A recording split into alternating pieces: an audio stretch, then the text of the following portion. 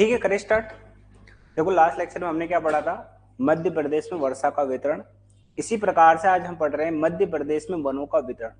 बहुत ही interesting topic है, बहुत ही अच्छा टॉपिक है और हर साल एक आध प्रश्न यहाँ से आता है।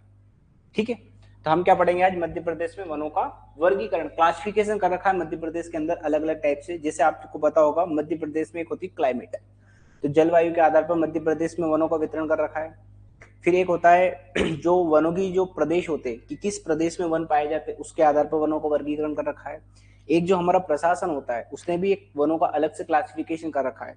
किसी वन को उसको रिजर्व वन बोल रखा है, किसी को उसने प्रोटेक्टर वन कर रखा है। ठीक है, तो इस प्रकार से हम वनों को क्या पढ़ेंगे, वर्गीकरण। बहुत ही इंपॉर्टेंट टॉपिक है हमारे लिए।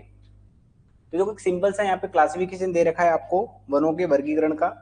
तो वनों का जब भी वर्गीकरण करेंगे तो हम सबसे पहले किसके आधार पर पढ़ेंगे, जलवायु के आधार पर। ये जो क्लासिफिकेशन है वनों का वर्गीकरण का, ये सबसे इंपॉर्टेंट है हमारे लिए।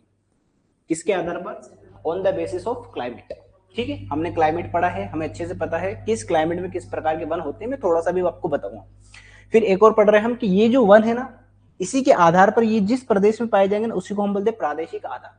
प्रदेश का एक नाम दे दिया, जैसे हमने पढ़ा था ना मालवा का पठार, हमने पढ़ा जैसे सतपुड़ा मेकाल प्रदेश, ये क्या होते हैं, प्रदेश होते हैं। इनको रीजन्स बोलते हैं, फिजिकल डिवीजन।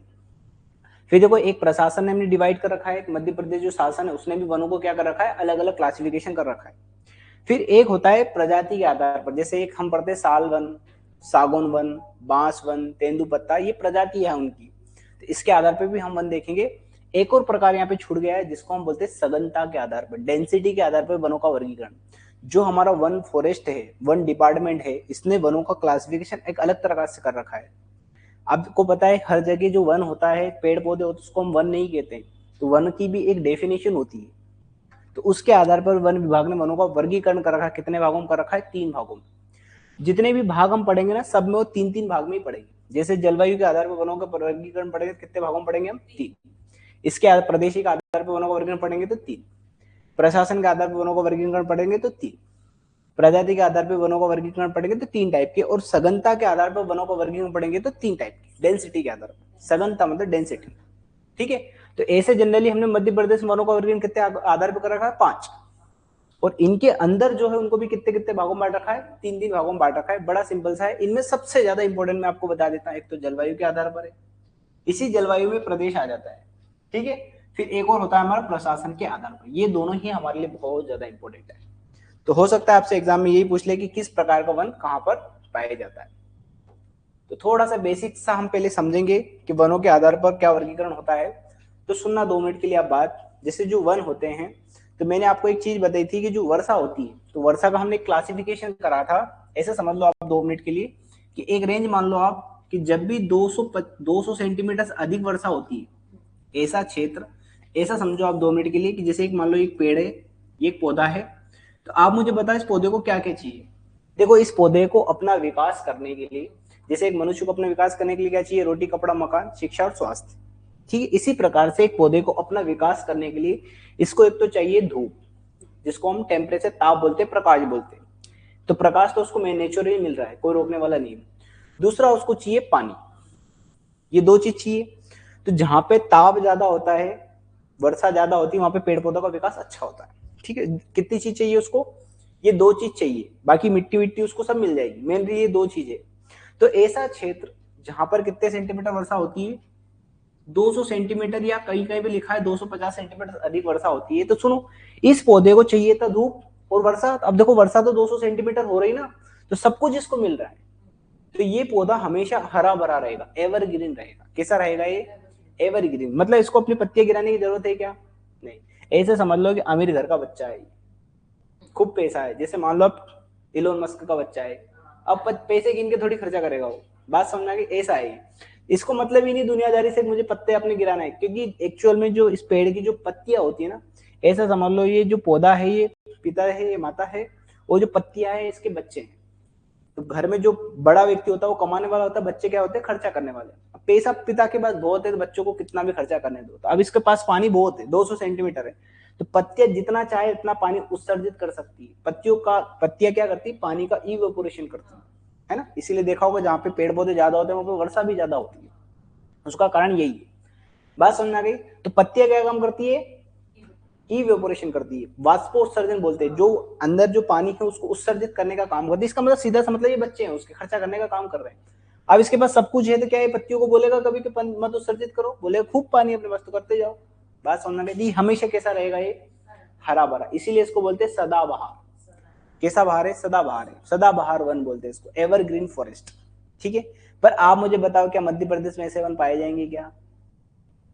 नहीं पाए जाएंगे, क्योंकि मध्य प्रदेश में 200 सेंटीमीटर से ज्यादा वर्षा होती नहीं है, और होती है तो सिर्फ पंचमढ़ी में होती है, तो थोड़ी सी जगह ही हो रही, पर कोई बहुत बड़ा क्षेत्र नहीं है, पहली बात। फिर जो इससे कम जो रेंज होती है, इससे जो कम रेंज होती है वो होती है 100 से 200 सेंटीमीटर के बीच में। कितनी होती है? इस रेंज के अंदर जो वर्षा होती है, तो सुनो, अब देखो 200 सेंटीमीटर तो सब काम चल रहा था, पर ये जो 100 से 200 सेंटीमीटर वाली जो वर्षा होती है, इसमें पौधे को थोड़ी सी दिक्कत आती है ग्रीष्म काल में। देखो वर्षा काल में तो बहुत पानी है, शीतकाल में भी पानी की ज्यादा आवश्यकता है नहीं, क्योंकि धूप बहुत ज्यादा गिरती नहीं है। जरूरत कब पड़ती है? जब ग्रीष्म काल आता है, तो जब इसको थोड़ी सी पानी की किल्लत होती है, तो जैसे ही इसको पानी की कमी होगी तो ये पत्तियों को बोलेगा निकल लो। क्या करेगा ये? पत्तियों को क्या बोलेगा? निकल लो। निकल लो मतलब वो पत्तियों को गिरा देगा, इसी को बोलते हैं पतझड़। पत्ते को झड़ा दिया इसने, इसी के लिए इसको बोलते हैं डेसीडियस। बात समझ आ गई? अब चूंकि ये जितने भी वन पाए जा रहे हैं मध्य प्रदेश में हम पढ़ रहे थे, क्योंकि मध्य प्रदेश किस क्षेत्र में आता है? ट्रॉपिकल रीजन में, इसलिए जितना भी पढ़ेंगे सब ट्रॉपिकल ट्रॉपिकल ही पढ़ेंगे, ट्रॉपिकल ट्रॉपिकल। बात समझ आ गई? तो 100 से 200 सेंटीमीटर के बीच में पाया जा रहा है। अब देखो ये भी अपनी सारी पत्तियां थोड़ी गिराएगा, कुछ गिराएगा, इसलिए इसको बोलते हैं उष्ण कटिबंधी अर्ध पर्णपाती वन। बात समझ में आ गई? 100 से 200 सेंटीमीटर, 100 से 50 सेंटीमीटर भी मैं कहूं, बात याद रहेगी। 100 से सेंटीमीटर से कम जब वर्षा होती है, कितने सेंटीमीटर से? जब 100 से कम 100 सेंटीमीटर से कम वर्षा होती है, तो उसको हम बोलते हैं शुष्क वन। ऐसे वन जो होते हैं वो कटीले वन होते हैं। ये पौधे क्या करते हैं, अब पत्तियां पता है उनको कि वाष्पोत्सर्जन का काम कर रही है, और उनको पता है पहले ही पानी कम है, तो ऐसे पौधे अपनी पत्तियों के ऊपर कांटे निकाल लेते हैं। क्या निकाल लेते हैं? कांटे निकाल ले। इसलिए ऐसे वनों को हम क्या बोलते हैं? उष्ण कटिबंधी कटीले वन, या इनको बोलते हैं उष्ण कटिबंधी शुष्क वन। शुष्क क्षेत्र में हो रहा है जहां पे वर्षा नहीं है, इसको क्या बोलते हैं? थोर्नी फॉरेस्ट। बात याद रहेगा? कोई दिक्कत, कोई कंसेप्ट, कोई समस्या? तो इसी प्रकार से हमने क्या कर रखा है, मध्य प्रदेश में जो वन है जलवायु के आधार पर, जलवायु का आधार का मतलब सिंपल समझ में आ जाए, जलवायु के अंदर क्या होता है? एक तो होता है ताप, ये चीज हम पढ़ चुके, इसीलिए जलवायु पहले पढ़ा है। चाहता तो मैं वन पहले पढ़ा देता आपको, वो पढ़ा भी देते पढ़ाने वाले। तो सोचने वाली बात है कि जलवायु पढ़ने से पहले ये पता तो होना चाहिए जलवायु आखिर होती क्या है। तो जलवायु के अंदर एक्चुअल में क्या पढ़ते हैं हम? तापमान और वर्षा मेन फैक्टर है जलवायु के। और भी बहुत सारे फैक्टर है, जैसे एयर प्रेशर भी है, पर वनों से उसका कोई लेना देना नहीं, इसलिए हम उसको नहीं पढ़ रहे। और एक और क्या होती है? वर्षा। बात समझ में आ गई? अब पहले हम मध्य प्रदेश का मैप बनाएंगे, उसके बाद क्लासिफिकेशन करेंगे, उल्टा चलेंगे हम, ताकि हमारे कंसेप्ट बेहतर हो। तो देखो ये रहा हमारा मध्य प्रदेश, ये क्या है? ठीक है, हमारा प्यारा मध्य प्रदेश। थोड़ा सा क्या, हाँ तो बजाएगा ही वो, पढ़ने लिखने नहीं आते तो इसका बदला सब लेगा वो बाद में। ठीक है, मैंने बोला था जो इसको समय देगा वो उसको इज्जत देगा। ठीक है, अब सुनना बात। अब देखो इसको मध्य प्रदेश में जलवायु के आधार पर वनों को वर्गीकरण को पढ़ने के लिए आप थोड़ा सा पहले वर्षा को देखो, कि मध्य प्रदेश में जो वर्षा है उसको हमने 4 भागों में बांट रखा था। तो जनरली आप 3 भाग ही याद रखो, एक भाग तो ये था और एक भाग ये था, क्योंकि हमने यहाँ पढ़ा था यहाँ पे 50 से 75 सेंटीमीटर वर्षा हो रही है, यहाँ पे 75 से 125 सेंटीमीटर वर्षा हो रही है। हम इसको 100 से 125 सेंटीमीटर भी ले सकता हूँ, और यहाँ पे ले सकता हूँ 125 से 150 सेंटीमीटर वर्षा। इस प्रकार से मैं वर्षा ले सकता हूँ। बात याद रहेगी आपको? सिंपल सा कंसेप्ट याद रहेगा। तो सुनो, यहाँ पर जो वर्षा हो रही है इसको मैंने एक रेंज बना दी 100 से 150 सेंटीमीटर के बीच की। कितनी रेंज बना दी इसको मैंने? 100 से 150, इस रेंज बना दी। इतनी वर्षा हो रही है यहाँ पर। तो यहाँ पे जो वर्षा हो रही है, यहाँ पे जो वन पाया जाएगा, किस प्रकार का वन पाया जाएगा? क्योंकि मध्य प्रदेश उष्ण कटिबंधीय क्षेत्र में, ट्रॉपिकली रीजन में है, तो यहाँ पे पाए जाएंगे उष्ण कटिबंधीय अर्ध पर्णपाती, क्योंकि आधे पत्ती गिराना, मैंने अभी बताया आपको 100 से 200 सेंटीमीटर के बीच में जो वन होता है वो थोड़ी सी पत्तियां गिराता है, सारी पत्तियां नहीं गिराती, इसलिए अर्ध पर्णपाती बोलते हैं। तो इस क्षेत्र में कैसे वन पाए जा रहे हैं, है ना? तो उष्ण कटिबंधी अर्ध का मतलब समझ में आ गया आपको? पर्णपाती, पर्ण का मतलब समझ में आ गया? पत्ते गिराना, वन। बात समझ आ रही? ये क्षेत्र समझ में, इससे जैसे मैं ऊपर जाऊंगा ये वाला जो क्षेत्र दिखेगा, तो थोड़ा सा मैं इस डायग्राम को थोड़ा सा एडजस्ट कर रहा हूं, ये वाला क्षेत्र ए से आ जाएगा और ये वाला क्षेत्र ए से आ जाएगा, ठीक है। तो यहाँ पे वर्षा कम हो रही है, यहाँ पे जो वर्षा हो रही है वो 75 से 100 सेंटीमीटर के बीच में हो रही है, ये 100 लिखा था, ठीक है। ये ऊपर तक ले लेंगे हम, यहाँ तक थोड़ा सा एडजस्ट कर लेना मैप, ठीक है। तो ये वाला जो क्षेत्र आ रहा है, यहाँ पे कितनी वर्षा हो रही है, 100 मतलब 75 से 100 सेंटीमीटर के बीच में।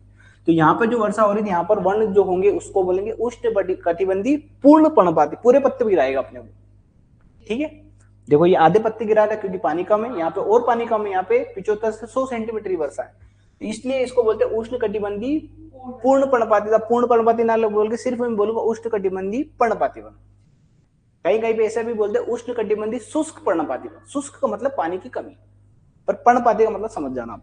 तो बहुत तरीके से इसके नाम लिख सकता हूं मैं, इसको क्या बोलूंगा मैं, उष्ण कटिबंधी, ठीक है, बात याद रहेगी।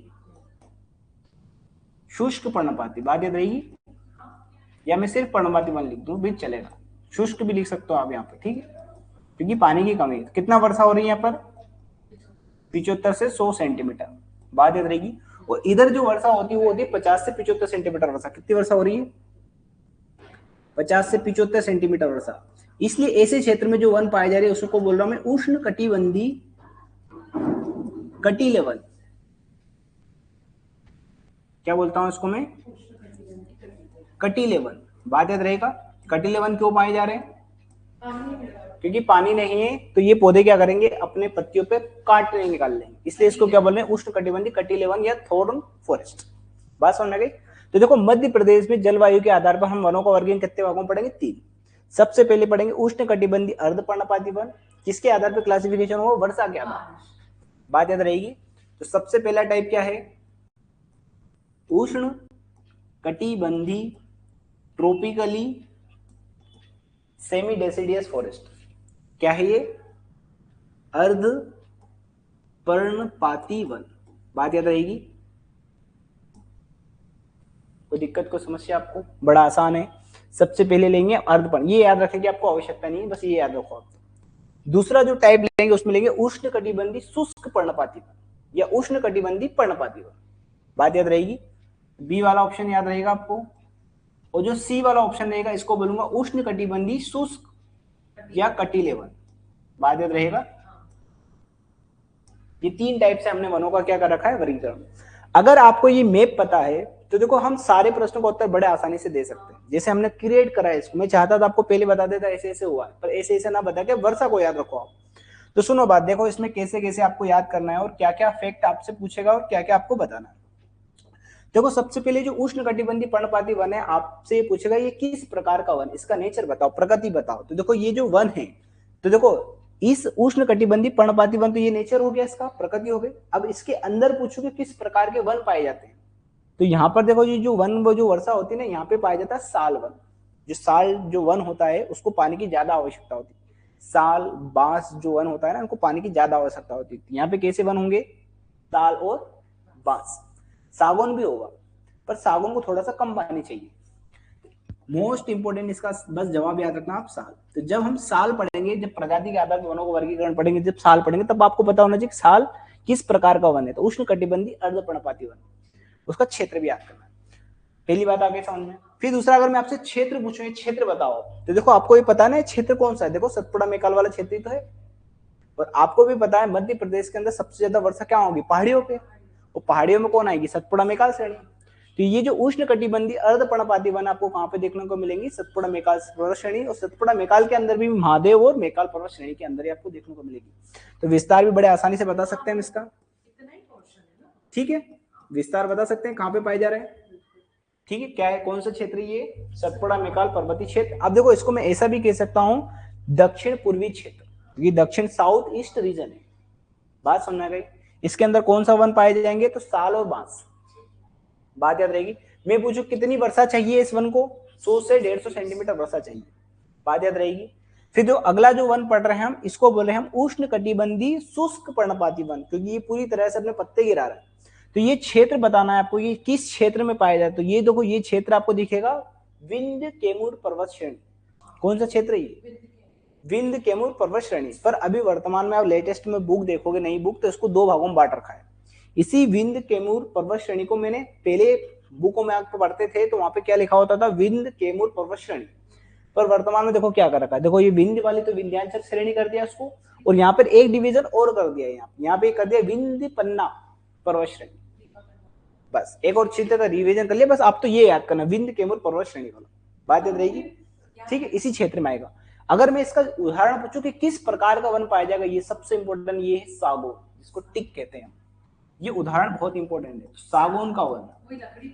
हाँ, ये सागौन, वही टिक जिसको हम टिक बोलते हैं, लकड़ी वाला, जो हम घरों के अंदर जो सागौन की लकड़ी यूज करते हैं वही वाला सागौन है। और देखो इसीलिए सागौन खास बात है, क्योंकि सागौन जब अपनी पत्तियां गिराता है पूरी तरीके से तो एक केमिकल रिलीज करता है अपने अंदर। किसके लिए केमिकल रिलीज करता है? ताकि पानी का उत्सर्जन कम हो, ठीक है? जो पानी का उत्सर्जन कम होने के लिए एक केमिकल रिलीज करता है, इसको क्या बोलते हैं? टेक्टोनिक, है ना? तो वो केमिकल रिलीज करने के कारण इसके अंदर क्या होती है? फिनिशिंग बहुत आती है। जैसे सागौन की लकड़ी देखो तो वो बहुत चिकनी होती है, और उसके कारण जो केमिकल रिलीज करता है उसके कारण इसके अंदर दीमक भी नहीं लगता है, वरना क्या होता है? दीमक खा जाता है। सबसे बड़ी दिक्कत है पेड़ पौधों के अंदर दीमक लगना, पर ये केमिकल रिलीज होने के कारण दीमक भी नहीं लगती। इसलिए देखा होगा सागौन के जो आपके घर में जो लकड़ियां होती है वो सालों साल तक चलती तो भी कुछ नहीं बिगड़ता उसको, बात याद रहेगी। इसीलिए सागौन बहुत ज्यादा, सबसे आर्थिक इकोनॉमिकली बेनिफिट सबसे ज्यादा किसका है? सागौन का। नहीं केमिकल, ये तो मैं बता रहा हूँ। फिर देखो कटीले वन, कटीले वन के अंदर ऐसे वन जो कांट वाले, जिससे आपने बोर का पेड़ देखा होगा, तो खेर, बेर, बबूल, ये इस टाइप के पेड़ जो होगा एकदम रेगिस्तानी क्षेत्र में आपको देखने को मिलेगी। इस प्रकार की वनस्पति पाई जाती है कटीले वन के अंदर। कैसे? खेर, बेर, बबूल, इस पलास, ये आदि प्रकार की वनस्पति किसके अंदर आती? कटीले वन के अंदर आती। अगर मैं आपसे पूछूं ये क्षेत्र बताओ, ये क्षेत्र कौन सा है? इसको बोलते हैं शिवपुरी मुरैना पठारी क्षेत्र। क्या बोलते हैं इसको हम? शिवपुरी। ये शिवपुरी है, यहाँ पे मुरैना, इस क्षेत्र में इसको बोलते हैं शिवपुरी मुरैना पठारी क्षेत्र। तो ये मैंने आपको देखो प्रादेशिक विभाजन भी बता दिया, आगे जस्ट हम पढ़ेंगे प्रादेशिक विभाजन, तो ये बात याद रहेगी। तो कटीले वन के अंदर क्या क्या आ जाएगा? खेर, बेर, ये पौधे होते हैं, मैं सब कांटे वाले होते हैं, झाड़ियां होती है मतलब इस टाइप की। बबूल, अब बबूल का पेड़ कोई फल थोड़ी देगा आपको, ये देखिए, हाँ, कांटे वाले झाड़ियां टाइप को होती है। खेर, बेर, बबूल, पलास, ठीक है? ये इस टाइप की वनस्पति कहाँ पे आ जाएगी? आपकी कटीले वन के अंदर आ जाएगी। थोर्नी फॉरेस्ट इसको कहते हैं, बात याद रहेगा। बड़ी आसानी से आप याद कर सकते हो किसी भी प्रकार के वन को, कौन से वन किस क्षेत्र में आ रहे हैं, ये सबसे इंपॉर्टेंट हमारे लिए, बात याद रहेगा। बड़े आगे, कोई दिक्कत, कोई समस्या? फिर देखो अगला हम पढ़ रहे हैं, देखो यही पे मैंने मैप के अंदर वहीं पे दिखा दिया आपको। अब देखो ये देखना आप, ये जो हम प्रादेशिक आधार पर वनों का विभाजन पढ़ रहे हैं, तो देखो प्रादेशिक आधार पर वनों का विभाजन भी 3 प्रकार से, कितने प्रकार से है? 3 प्रकार से। देखो सुनो बात, ये जो यहाँ पर जो वन पाए जा रहे थे, यहाँ पे जो वन पाए जा रहे थे, तो अभी हमने पढ़ा यहाँ पे उष्ण कटिबंधीय अर्ध पर्णपाती वन पाए जा रहे हैं। और ये कौन सा क्षेत्र है? ये सतपुड़ा मेकाल वाला क्षेत्र। इसको एक डिवीजन बोल दिया मैंने, ये प्रदेश हो गया मेरा। तो क्या बोलता है इसको मैं? सतपुड़ा मेकाल पर्वतीय क्षेत्र या क्षेत्र, बात याद रहेगी आपको कि एक डिवीजन हो गया। या मैं इसको एक और नाम दे सकता हूं, दक्षिण पूर्वी क्षेत्र। क्या नाम दे सकता हूं इसको? दक्षिण पूर्वी क्षेत्र, बात याद रहेगी। और इसमें अगर मैं कहूं कि इसमें किस प्रकार के वन पाए जाते हैं, तो बड़ा आसान है। देखो इसमें कौन से वन पाए जा रहे हैं? उष्ण कटिबंधीय अर्धपर्णपाती वन।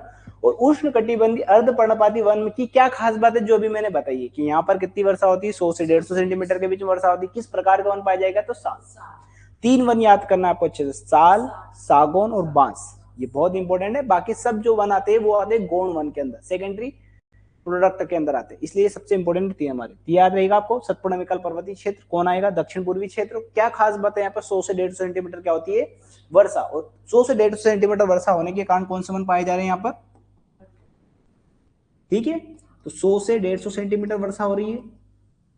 और कौन से वन पाए जा रहे हैं? उष्ण कटिबंधीय अर्ध पर्णपाती वन, इसको बोलते हैं सेमी डेसिडियस फॉरेस्ट, बात याद रहेगी। और इसका उदाहरण जरूर याद करना है, साल। वैसे तो जनरली हम साल, सागौन, बांस सब लिख देंगे, ऐसा नहीं होगा कि कोई पौधा कहेगा नहीं मैं साल हो तो मैं सागौन यहाँ पे नहीं हुआ, पर उसके लिए आदर्श कंडीशन क्या होगी वो हम पढ़ रहे हैं।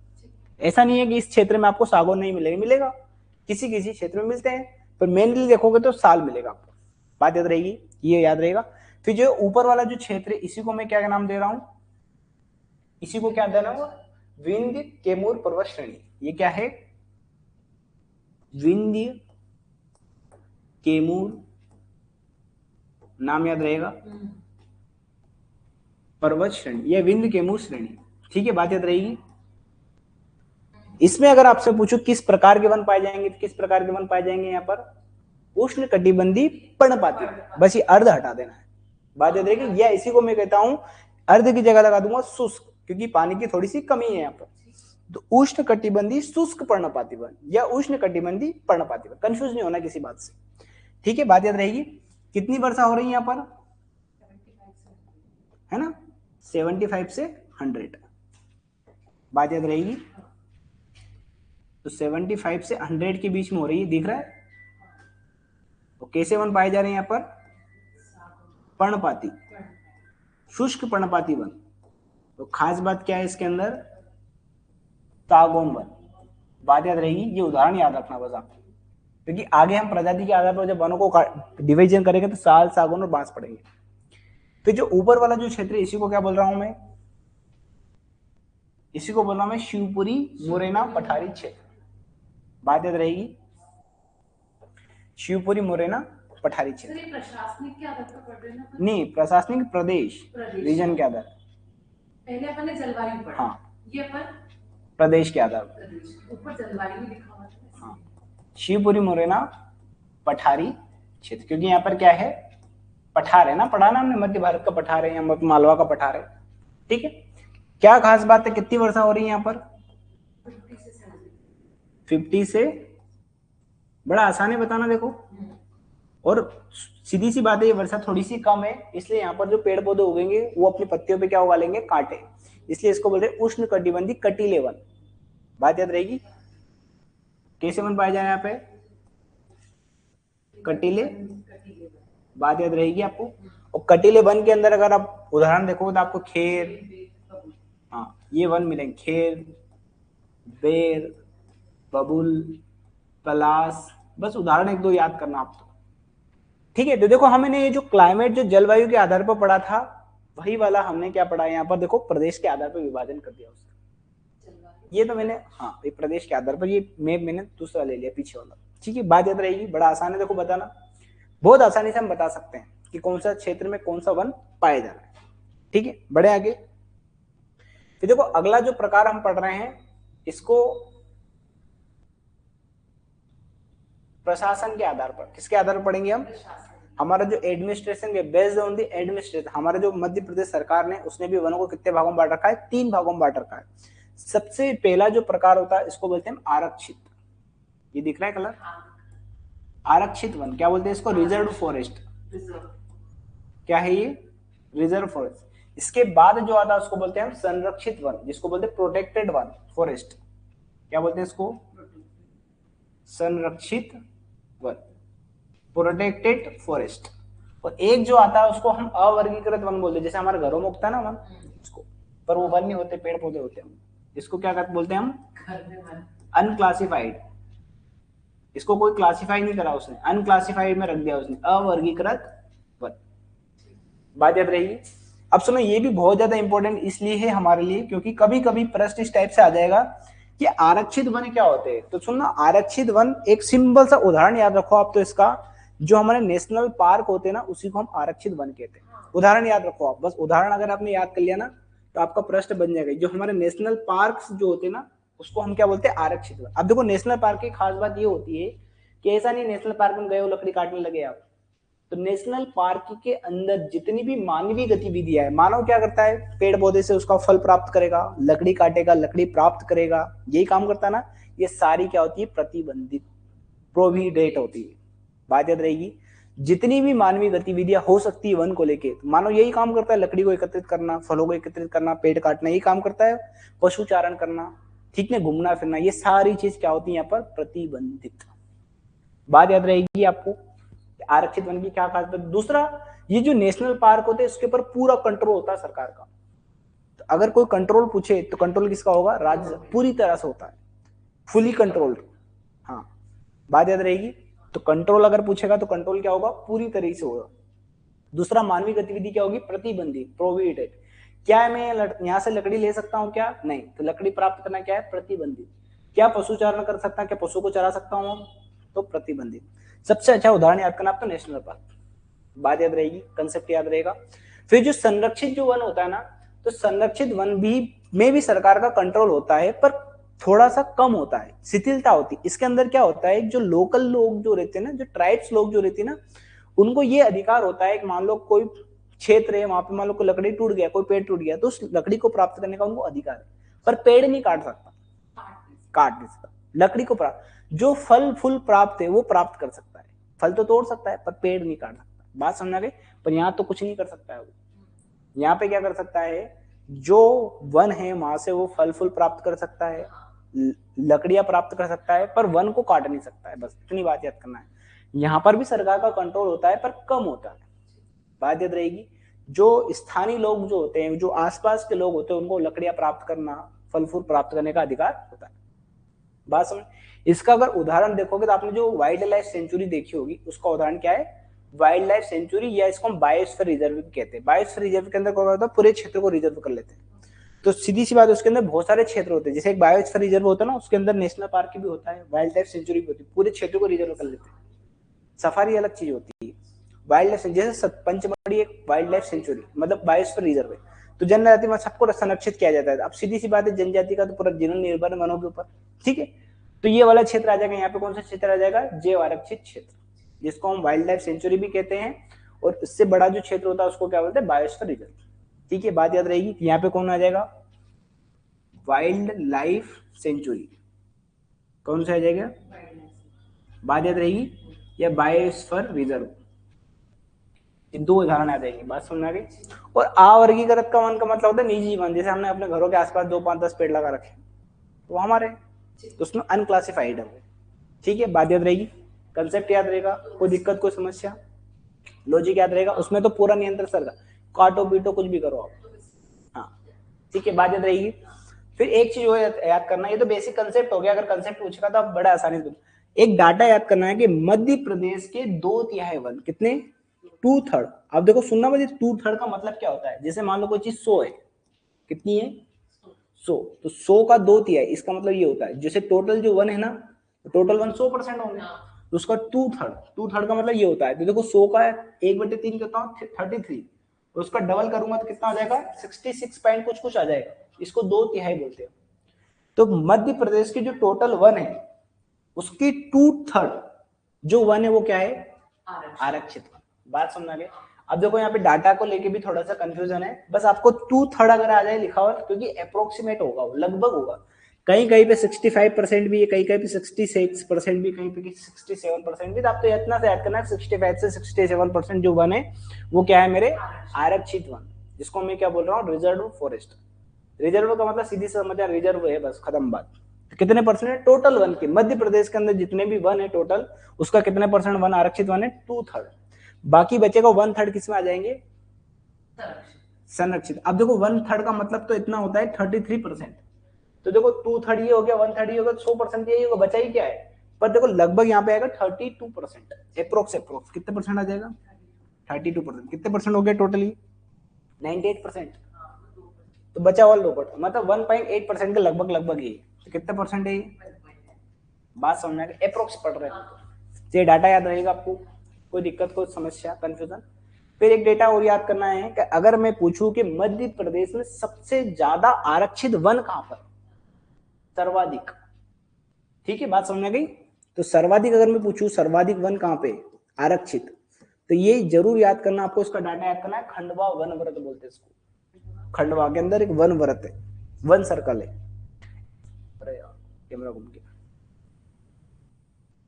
इसको बड़ी पता नहीं क्या दिक्कत है, पता नहीं किसको देखता रहता है ये।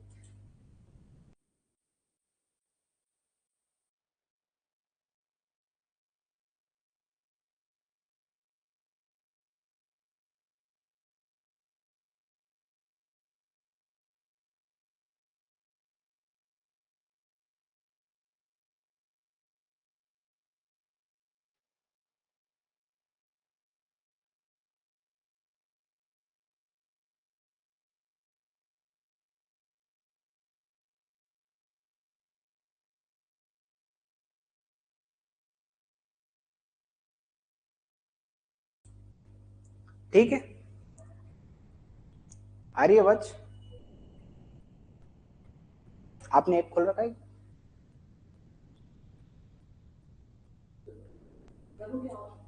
हाँ एक बार देख लो आप आवाज चला के, वैसे तो इधर से दिख रहा है मुझे।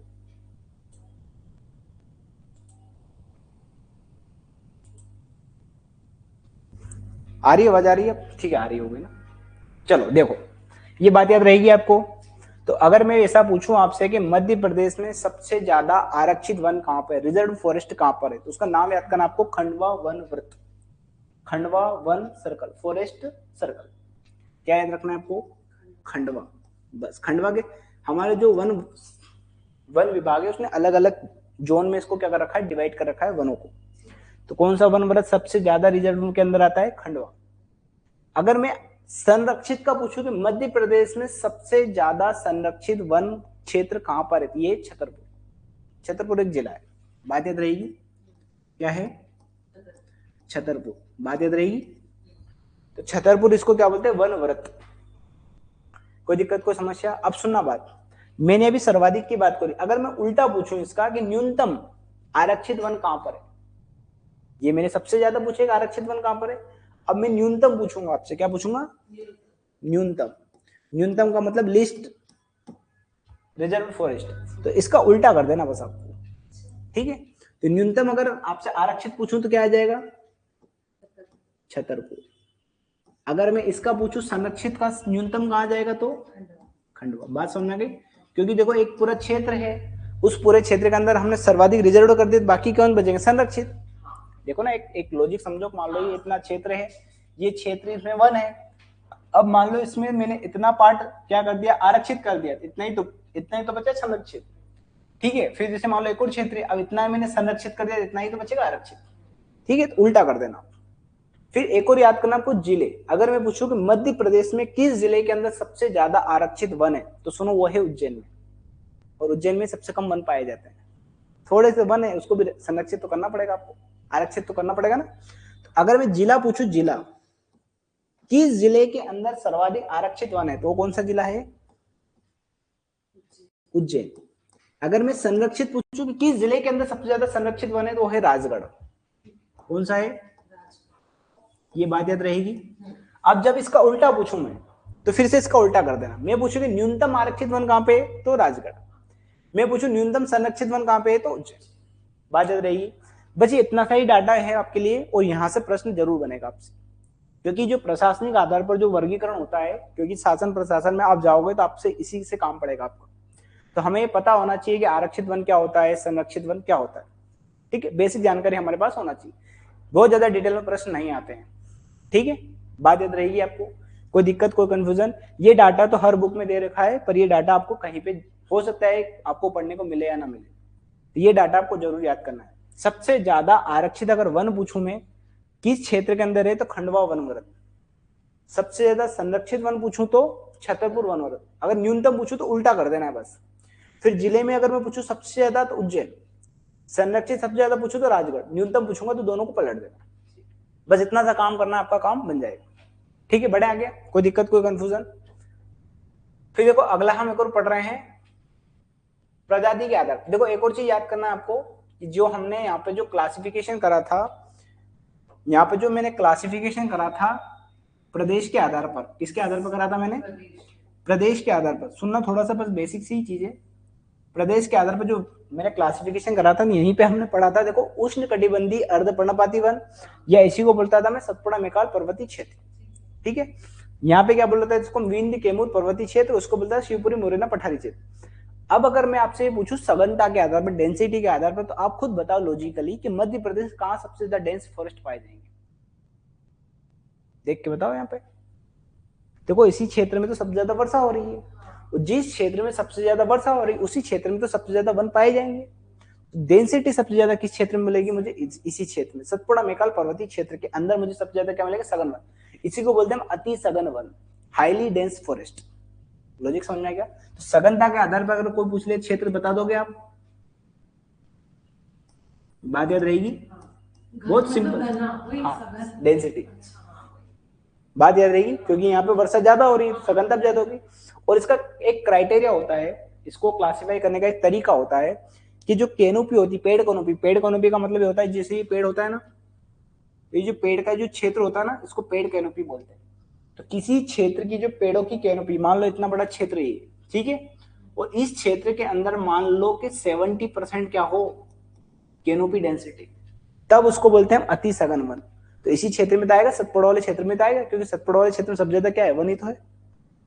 जब हमने सतपुड़ा मेकाल पर्वत श्रेणी पढ़ा था उसके अंदर ये लिखा था हमने कि यहाँ पर 50% से अधिक क्षेत्र क्या है, वनाच्छादित, फॉरेस्ट कवर्ड था। तो इसीलिए यहाँ पे क्या पाया जा रहा है, अति सघन वन, बात याद रहेगी। और अति सघन वन की खास बात क्या है, जिसकी पेड़ कैनोपी कितनी हो, कैनोपी डेंसिटी कितनी हो, कैनोपी कितनी हो, 70% से अधिक, 70% या 70% से अधिक। फिर यहाँ पे जो आएगा इसको बोलते हैं मध्यम सघन वन, मीडियम डेंस फॉरेस्ट। ये क्या है, क्या है ये, मध्यम, मतलब मध्यम का मतलब था मीडियम, सघन वन। और इसकी जो कैनोपी डेंसिटी जो होती है वो होती है 40 से 70% के बीच। कितने परसेंट के बीच में होती है, बात समझ आ गई। और इसके बाद जो आता है उसको बोलते हैं विरल। क्या बोलते हैं इसको हम, विरल वन। विरल मतलब बहुत कम वन देखने को मिलेंगे आपको। देखो मालवा के पठार में आपको कई वन देखने को मिल रहे हैं क्या, मिल रहे क्या, नहीं मिल रहे ना। तो इसको क्या बोल रहे हैं, विरल वन। और विरल वन के अंदर क्या आ जाए, 10 से 40%। कितने परसेंट आ जाएंगे, 10 से 40। अब सुनना एक बात, जो 10% से कभी कहीं वन हो, जैसे मान लो ये पूरा क्षेत्र है और इस क्षेत्र में मान लो कोई क्षेत्र है जहां पर मान लो 8% वन है, कितने वन है, 8%। पूरे क्षेत्र के कितने परसेंट क्षेत्र पे, 8%। तो इसको मैं फॉरेस्ट नहीं कहूंगा, इसको बोलूंगा मैं ट्री कवर। बात समझ गई, 10% से ज्यादा हो तभी उसको मैं फॉरेस्ट कहूंगा। हर कहीं थोड़ी बोलने लगेंगे ये मेरा फॉरेस्ट है, पर जनरली हम ऐसे शब्दों का उपयोग करते हैं। और हम हिंदी मीडियम वाले तो बताए, जो पेड़ होता है ना उसी को वन बोल देते हैं, एक पेड़ को वन बोल देते हैं हम। सुना होगा ना हमने कि वन है, जबकि वन का मतलब होता है फॉरेस्ट, जहां बहुत ज्यादा वनों का घनत्व हो। 70% देख रहे हो ना, 10% से ज्यादा कैनोपी डेंसिटी होगी तभी उसको क्या बोलेंगे, फॉरेस्ट। वरना वो क्या हो, वो ट्री है। 10% से कम वन जब जहां पे भी होते हैं उसको क्या बोलते हैं, ट्री कवर। ये जो क्षेत्र आएगा वो क्या जाएगा, ट्री कवर के अंदर। इसको हम ले ही नहीं रहे, बात याद रहेगी। ये डेंसिटी के आधार पर भी ऐसा हो गया आपका। फिर देखो हम पढ़ रहे थे प्रजाति के आधार पर, किसके आधार पर पढ़ रहे हैं, प्रजाति के आधार। अब देखो प्रजाति के आधार पर तो बहुत सारे वन पाए जाते हैं मध्य प्रदेश के अंदर, पर हम मेनली जो प्रजाति है जो बहुत ज्यादा इंपॉर्टेंट है, जो एग्जाम में आपसे पूछ सकता है, तो उसके अंदर एक तो देखो बनता है साल। कौन सा, एक साल का वन। ये फॉरेस्ट भी आप ये इस वन के बारे में आपसे पूछ सकता है, तो साल वन। एक दूसरा इसके बाद आता है, उसको क्या बोलते हैं हम, सागौन वन, बात याद रहेगी। और इसके बाद जो आता है उसको बोलते हैं बांस। और देखो और भी बहुत सारे पढ़ सकते हो आप, जैसे तेंदुपत्ता के बारे में भी आप पढ़ सकते हो, क्योंकि तेंदुपत्ता भी मध्य प्रदेश के अंदर मिलता है। अब महुआ के बारे में भी पढ़ सकते हो, क्योंकि महुआ भी गोंद भी होता है। ऐसे बहुत सारे, लाख भी एक पौधा होता है मध्य प्रदेश के अंदर, ऐसे बहुत सारे पढ़ सकते हो। पर मेनली हम अभी यहाँ पे देख रहे हैं। तो देखो क्या पढ़ना है आपको, अंदर प्रजाति के अंदर पढ़ना है, देखो आपको पढ़ना है साल वन। तो साल वन के बारे में, किसी भी वन के बारे में आपको क्या क्या पढ़ना है और क्या क्या एग्जाम में पूछ सकता है। वैसे बहुत कम एग्जाम, कभी कभी 2-5 साल में कभी ऐसा प्रश्न पूछ लेता है। जैसे मुझे याद है, मतलब 4-5 साल पहले 2018 में कुछ ऐसा पूछा था कि जो नहीं, वो तो अलग ही प्रश्न था, उसमें तो कुछ और ही पूछा था, वैज्ञानिक नाम पूछ लिया था उसमें। किसका वैज्ञानिक नाम पूछा था, अफीम का। तो उसका अफीम का वैज्ञानिक नाम था पेपर सोमनिफेरम। बहुत ज्यादा नहीं पूछता हर किसी का, पर हो सकता है फिर भी हम बेसिक जो 2-4 है उनके वैज्ञानिक नाम रखें। तो सबसे पहले जो साल जो वन है, इसका वैज्ञानिक नाम पता होना चाहिए, क्योंकि यही पूछता है एग्जाम में। क्योंकि उसको पता है, साल तो पता है इसको, क्या पूछ लेगा आपसे वो, साइंटिफिक नेम, या इसको बोलते हैं बायोलॉजिकली नेम। तो सबसे पहले तो इसका क्या याद होना चाहिए आपको, वैज्ञानिक नाम। इसका क्या वैज्ञानिक नाम है, ठीक है। दूसरा, वैज्ञानिक नाम पता होने के बाद आपको ये पता होना चाहिए कि मध्य प्रदेश में कितने % क्षेत्रफल है। बात समझ में आ गई। तो मध्य प्रदेश में इसका क्या पूछेंगे हम, प्रतिशत। फिर देखो वितरण तो बड़ा आसान बता सकता हूँ कि मध्य प्रदेश में कहाँ पाया जा रहा है। तो देखो आपने ये पढ़ा था मध्य प्रदेश, और मध्य प्रदेश के दक्षिण पूर्वी क्षेत्र में तो पढ़ा है। तो वितरण तो बड़ा आसानी से बता सकता हूँ मैं कि मध्य प्रदेश के अंदर ये कहाँ पे पाया जाता है, क्योंकि ये तो मैंने पढ़ लिया है। दूसरा, अगर मैं आपसे पूछूं प्रकृति बताओ कि किस प्रकार का वन है, क्या पूछ रहा हूं मैं, नेचर। प्रकृति के अंदर यही तो बताना, जहां पे ये पाया जा रहा है वहीं पे तो प्रकृति लिखी है उसकी। तो उष्ण कटिबंधीय अर्ध पर्णपाती वन। तो देखो ये सारी चीज तो वैसे ही कवर हो गई आपकी, बस एक वैज्ञानिक नाम ही तो बताया आपका। फिर आपसे मैं पूछूंगा उपयोग बताओ, तो बहुत सारे उपयोग है इसके। साल के वन से तो मैं रेलवे जो स्लीपर होते हैं वो बनाते हैं हम, घरों के अंदर हम यूज करते हैं साल लकड़ी का, जलाऊ लकड़ी के रूप में भी इसका, ईंधन के रूप में इसका उपयोग करेगा, बहुत सारा उपयोग लिख सकते हैं हम। ये कॉमन से, ये आपसे कभी नहीं पूछेगा वो, बात याद रहेगी। कोई दिक्कत को समस्या है तो ऐसे सारे सभी वनों के बारे में हम क्या करेंगे, पढ़ेंगे। बात समझ आ गई? कोई दिक्कत कोई समस्या, बढ़े आगे। ऐसे पढ़ना है, 4-5 नाम आपको याद रखना है जो बहुत ज्यादा इंपॉर्टेंट है, जिनका बहुत ज्यादा महत्व है। तो देखो हमारे जो सिलेबस दे रखा है उस सिलेबस के अंदर एक लाइन लिखी है आपकी कि वन और वनोत्पाद। सिलेबस में देखोगे आप, जलवायु वाले, क्लाइमेट वाले जो पोर्शन दे रखा है उसके बाद लिखा है वन और वन उत्पाद। तो ये है वन और ये है वन उत्पाद। तो वन उत्पाद दो टाइप से, एक तो मुख्य वन है जो बहुत ज्यादा इंपॉर्टेंट है, एक क्या है गौण, जिसको लघु बोलते हैं, माइनर या सेकेंडरी फॉरेस्ट प्रोडक्ट। प्रोडक्ट मतलब जो वन है हमारे, वन का जो प्रोडक्ट है।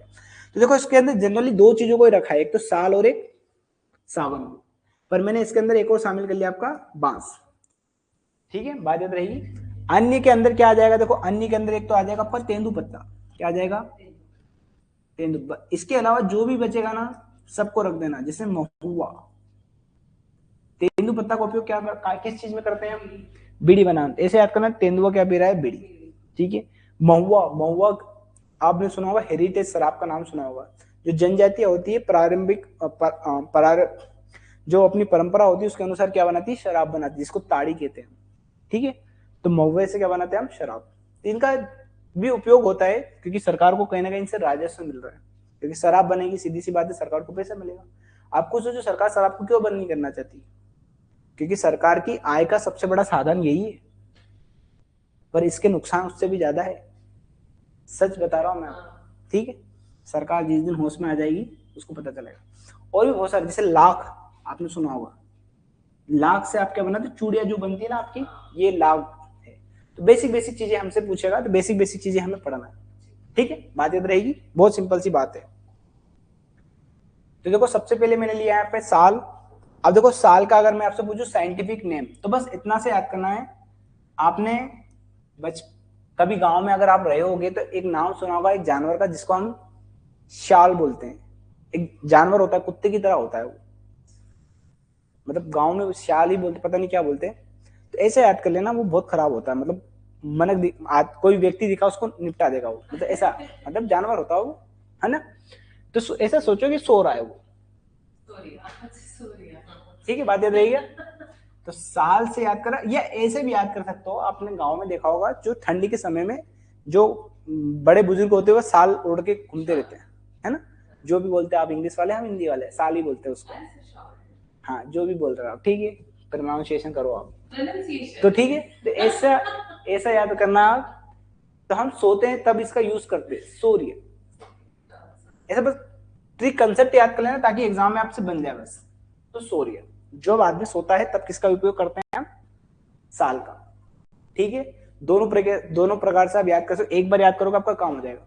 फिर दूसरा ये याद करना कि मध्य प्रदेश के कुल वन टोटल वन का कितने परसेंट पाया जा रहा है, 4.2%। 4% के लगभग अप्रोक्सीमेट याद करना आप कि मध्य प्रदेश में जो टोटल वन है उसका कितना परसेंट साल वन पाए जाते हैं, 4%। बात याद रहेगी। फिर एक और चीज याद करना कि मध्य प्रदेश में इसका नेशनलाइजेशन कब करा गया था, 1975 के। ठीक है, हो सकता है ये क्वेश्चन आपसे पूछ ले कि कब इसका राष्ट्रीयकरण किया गया। ऐसे पूछ लिया था एक बार तेंदुपत्ता का, ठीक है, पर वो किसमें पूछेगा, जो एग्जाम उसी से रिलेटेड, जैसे वन फॉरेस्ट वाली कोई एग्जाम होगी तो उसमें पूछेगा वो, क्योंकि उसका काम ही यही है ना। हमारे एग्जाम में एपी के अंदर आने के चांस कम है, पर बेसिक बेसिक जो कॉन्सेप्ट वाले क्वेश्चन होते हैं वो हो सकता है आ जाए। ठीक है, बात समझ में आ गई। फिर देखो ये बहुत सारे उपयोग है, इसके बीच से हम तेल निकालते हैं, बहुत सारा उपयोग होता है। फिर देखो देश का सर्वाधिक साल कहाँ पे मिलता है, मध्य प्रदेश में। ठीक है, और एक और चीज याद करना है कि मध्य प्रदेश को हम वन प्रदेश भी कहते हैं, क्योंकि भारत का सबसे ज्यादा वन कहाँ पे मिलता है, मध्य प्रदेश के अंदर। भारत में सबसे ज्यादा वन कहाँ पर है, मध्य प्रदेश में। बात याद रहेगी। तो एक चीज और बताता हूं मैं आपको, यही एक क्वेश्चन लिख कर रहा हूं मैं आपसे, कि जब भी कभी भी पूछ ले किसी भी चीज के उत्पादन में मध्य प्रदेश का कौन सा स्थान है, तो पूछेगा पहला, ऐसा देगा ही वो। बात समझ आ गई। जिससे मैं बोल दूं कि साल के उत्पादन में मध्य प्रदेश का स्थान बताओ, पहला क्वेश्चन ऐसा पूछेगा वो। ऐसा क्वेश्चन पूछेगा नहीं जिसमें दूसरा तीसरा स्थान उसका आता, बहुत कम चांस, 10 क्वेश्चन में 2 क्वेश्चन ऐसे पूछेगा बस, है ना। हाँ, ठीक है, बात याद रहेगी आपको। देश का सर्वाधिक साल कहां पर पाया जा रहा है, मध्य प्रदेश के अंदर। सबसे ज्यादा सावन भी मध्य प्रदेश के अंदर ही पाया जाएगा। ठीक है, ये अगला देखो आप। ठीक है, अब देखो हम क्या पढ़ रहे हैं, सागौन। ये बहुत ज्यादा इंपॉर्टेंट हमारे लिए, इसको हम टीक बोलते हैं और इसका वैज्ञानिक नाम आपको जरूर याद करना है। तो ऐसा याद करो कि सागौन की लकड़ी को हम चिराने ले जाते हैं ट्रैक्टर से। जैसे गांव के अंदर जो पेड़ काटते हैं ना, तो उसको ट्रैक्टर के अंदर ले जाते हैं। ऐसे याद करना है, ट्रैक्टोना से क्या कराने ले जा रहे हैं उसको, ग्राइंडिंग कराने ले जा रहे हैं उसके। ठीक है, एक बार याद करोगे आप, ये जो सागौन का जो वन है, सागौन के वन को हम मान लो काटेंगे और अपने घर के लिए जो दरवाजे जो भी बनवाना, हमें जो भी फर्नीचर हमें बनवाना है, उसके लिए क्या किस में ले जाएंगे उसको, ट्रैक्टर में। किस चीज के ले जाएंगे, ग्राइंडिंग करवाने के लिए उसको, तो ट्रैक्टर और ग्राइंडर्स। एक दो बार पढ़ोगे तो आपको याद हो जाएगा। फिर ये याद करना, मध्य प्रदेश के कुल वन का कितने परसेंट क्षेत्र में पाया जा रहा है, ये 36%। और एक बार एमपीपीएससी ने प्रश्न पूछा था कि मध्य प्रदेश में साल का कुल उत्पादन कितना होता है, तो वहां पे ऑप्शन में दे रखा था 20%। तो अप्रोक्सीमेट भी देखना है आपको। ठीक है, लगभग हाँ, साल से ज्यादा है ना। तो बात याद रहेगी, याद रहेगा डाटा 19.36%। ठीक है, तो कितने परसेंट है ये डाटा, हाँ 36 नहीं बोलते, 36 बोलते हैं कभी भी पॉइंट के बाद, है ना, पूरा नहीं बोलते। हाँ 19.36%, ऐसे याद कर लेना। आपको कोई दिक्कत कोई समस्या, एक दो अप्रोक्स आप याद कर सकते हो 20%। लगभग कितने परसेंट पाया जा रहा है ये, 20%। एग्जाम में ऑप्शन में भी ये दे रखा था कितने परसेंट पाया जा रहा है, तो 20%। ठीक है, बात याद रहेगी, नहीं इतना नहीं देगा वो। ठीक है, फिर देखो स्थान अगर आपसे पूछे कि किस क्षेत्र में पाया जा रहा है, तो बड़ा आसान है, देखो बताना है इसको, कौन से क्षेत्र में मिला है आपको, सतपुड़ा पर्वत श्रृंखला के अंदर। सतपुड़ा पर्वत श्रृंखला के अंदर भी आपको देखोगे महादेव पर्वत श्रेणी, और उस महादेव पर्वत श्रेणी के अंदर भी है नर्मदा घाटी। नर्मदा घाटी में आता है नर्मदापुरम जिला, और उसके अंदर एक घाटी जिसको बोलते हैं बोरी घाटी, बहुत ज्यादा फेमस है, ये सागौन की लकड़ी होगी। कौन सी, बोरी घाटी। बोरी घाटी, इसको विश्व के सबसे प्राचीनतम सागौन घाटी भी कहते हैं, भारत की सबसे पुरानी, इसलिए बहुत फेमस है, बोरी घाटी बोलते हैं इसको। ठीक है, बात समझ आ गई, बात याद रहेगी। कहाँ पे मिलती है ये बोरी घाटी आपको, नर्मदापुरम और सतपुड़ा मेकाल पर्वत श्रेणी और महादेव श्रेणी के अंदर मिलती है हमें बोरी घाटी, जहां पर विश्व के सबसे पुराने क्या मिलते हैं, हाँ बस अब तो महादेव से लोकेशन याद कर लेना, आपको याद हो जाए, सारी चीज याद हो जाए। बस यही देखो, जिले भी दे रखे, देखो होशंगाबाद, बैतूल, छिंदवाड़ा, ये आपको कुछ याद करने की आवश्यकता नहीं है।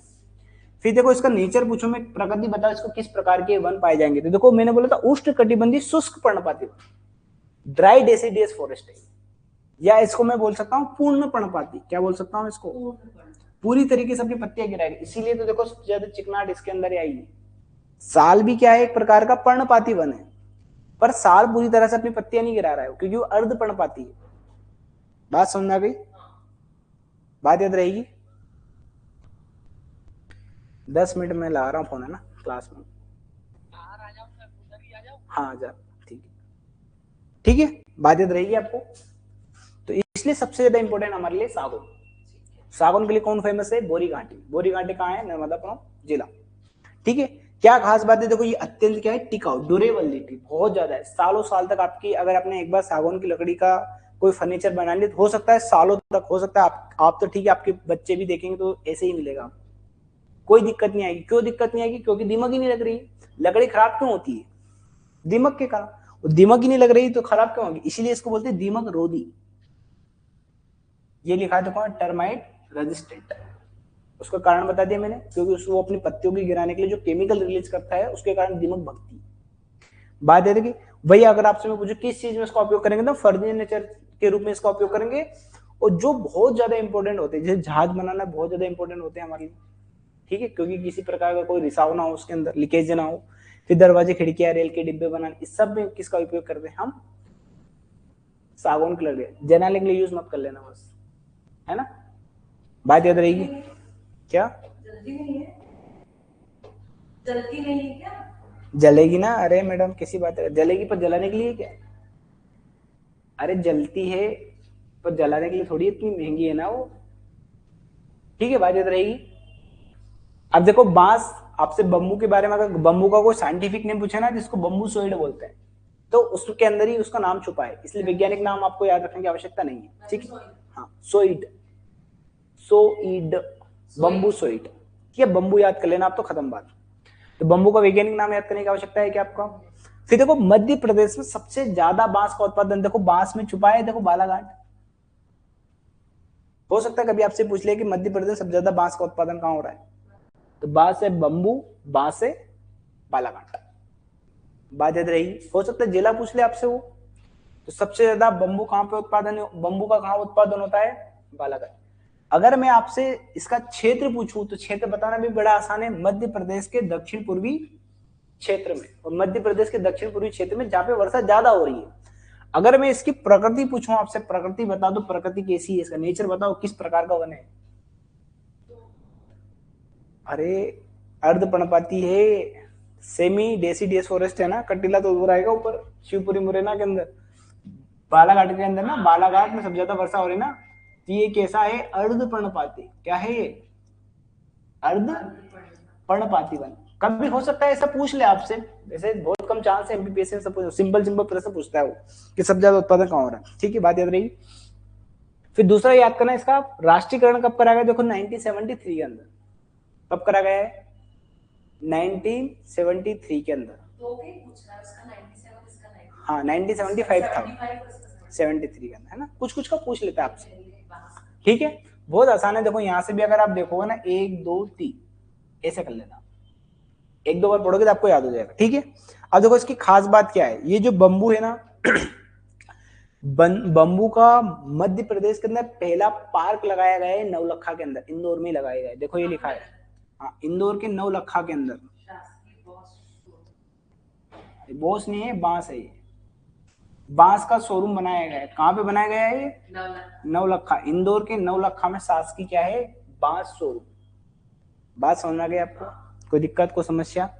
फिर एक चीज और याद करना है कि जो बांस ट्रीटमेंट प्लांट कहां पर है, सतना। ट्रीटमेंट किया जाता है, जो भी होता होगा उसका, जो भी समस्या होगी, तो बांस ट्रीट, ये बॉस नहीं है, सब क्या है बांस।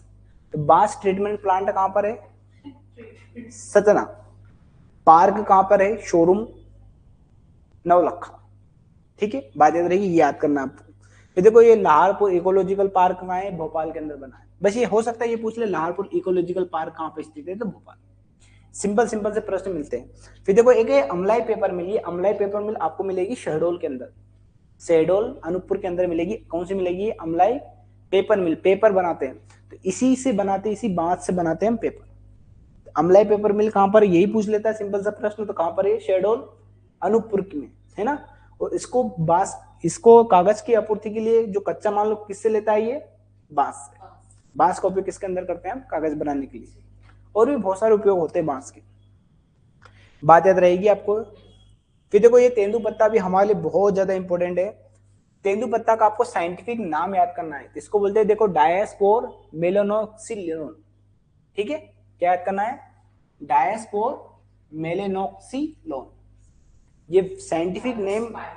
हाँ डायस्पोर है ना, ठीक है, जो भी आपको याद रहेगा, याद रहेगा आपको तेंदुपत्ता का, एक दो बार पढ़ना आपको याद हो जाएगा।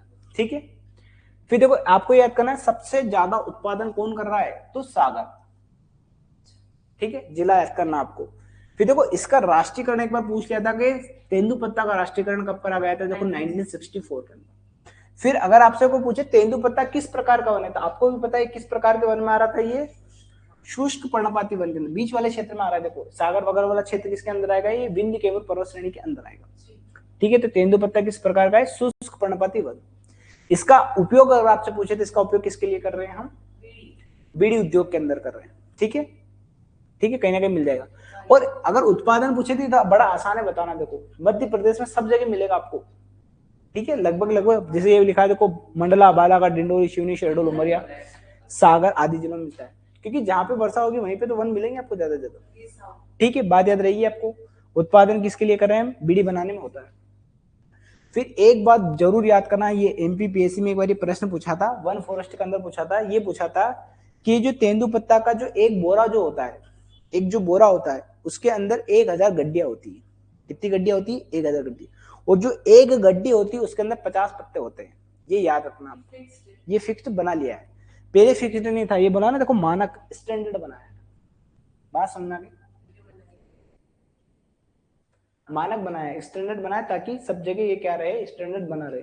क्योंकि अगर मान लो किसी चीज का स्टैंडर्ड हम नहीं बनाएंगे तो हर जगह कोई हो सकता है तो 2000 डाल दे, कोई हो सकता है 500 ही डाले।